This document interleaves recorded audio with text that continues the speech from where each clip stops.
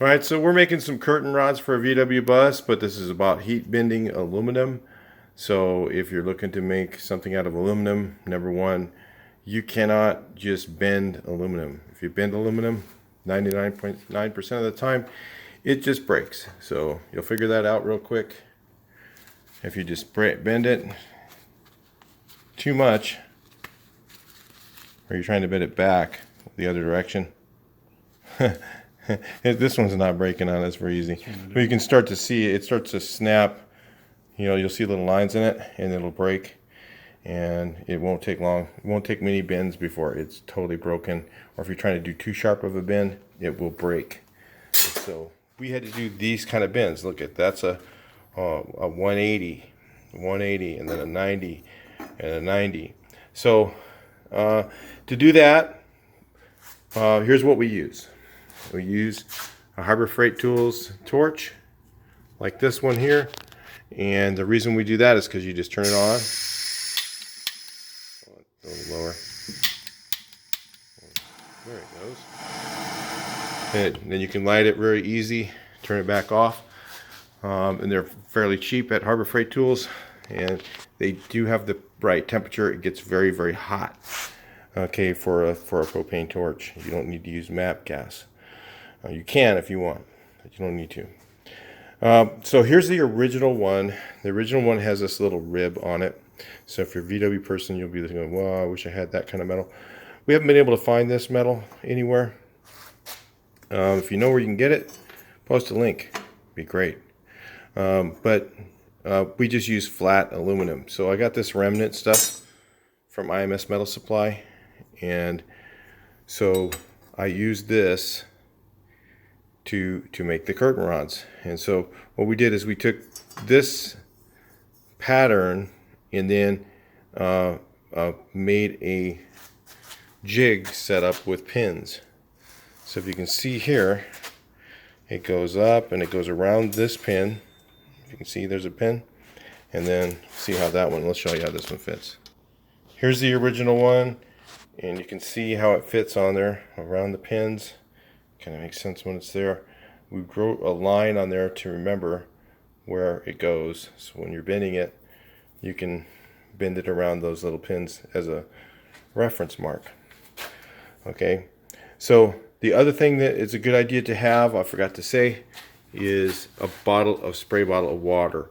And what this is so you don't get burned, make sure you we're using just regular gloves. But it's a good idea to wear welding gloves doing this because it gets very, very hot and you can burn yourself pretty easily. The trick is on heat bending, is if you get it too hot, okay, it can turn into lava and just basically just melt. But you really want it hot to the point where it bends really easily. If you go and you make it not hot enough, you'll notice if it's not hot enough, you'll try and bend it and it won't want to bend. You just get a little bit hotter until it just bends very easily, and then that's the point when you want it. That's how hot you want to make it. So go ahead and do a little demo here. So we're going to run this. I think it's about 30 seconds or so. I usually just kind of count. I think it's 30, 45 seconds for the first bend. And with this torch. If you use one of those other ones, see how this says multi-flames? It actually puts out a lot of heat for the size. So you can kind of feel it. It's not that easy yet. It's a little bit hotter. See, now it's starting to get to that point where it's bending very easy. It's keeping it really hot. Takes quite a bit to get it to that point where it'll actually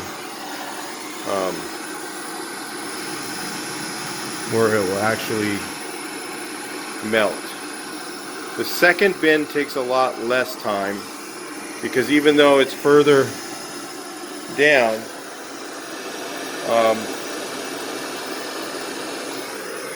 it's still already hot there, so it's a little bit less time.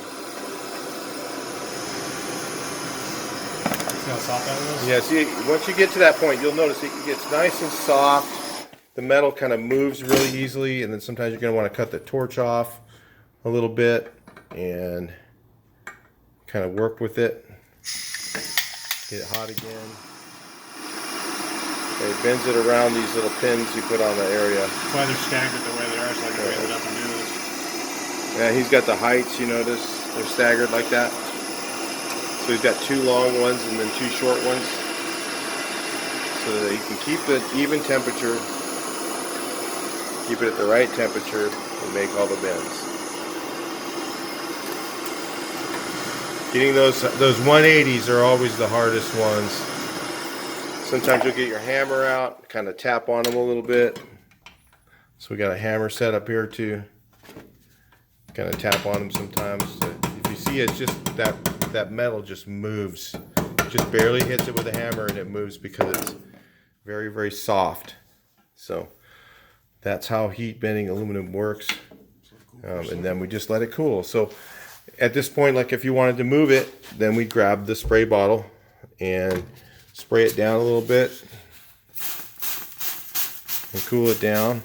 Okay, that way you can kind of control the temperature, and having a little vise and a little jig like this, it's kind of good. It comes out that shape right there. So that's the curtain rods, what we're trying to make. Let's look at the original one again. Which one is the original? They all look the same. So here's the original one. Like that. So they come out a little bit different, but not much. It'll still function the same. Yeah, when the curtains are on there, you never even know. So anyway, that's how we make our curtain rods for the Westphalias campers. It's also, again, how you can heat bend your aluminum. And the wider aluminum, you got to put a little more heat to it. You got to spend a little more time. And you'll notice, do a practice time or whatever, and you'll notice when it gets to that perfect temperature, the metal just moves. It's effortless. If you're trying to bend it and you have to force it at all, it's not hot enough. Just wait a few more seconds and then try it. So just a couple ideas for you. I'll talk to you guys in the next video. Please like, share, and subscribe. I'd like to see your comments on this one. Subscribe, and we'll see you on the next video.